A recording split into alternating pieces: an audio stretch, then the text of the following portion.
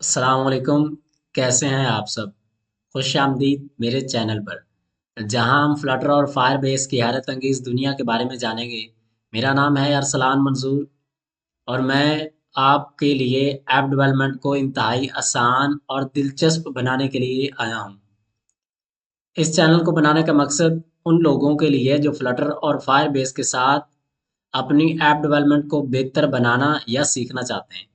यहाँ आपको इब्तदाई लेवल से लेकर एडवांस लेवल तक की चीज़ें और वीडियो लेक्चर आसान अल्फाज में सीखने को मिलेंगे।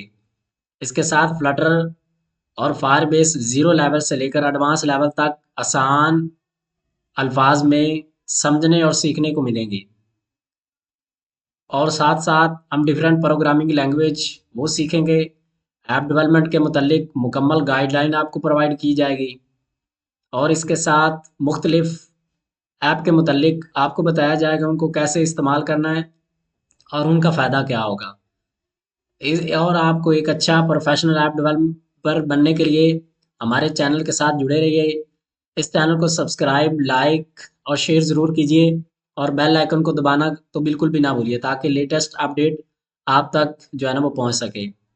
ओके जी, मिलते हैं नेक्स्ट वीडियो के अंदर। तब तक के लिए कि अल्लाह हाफिज़।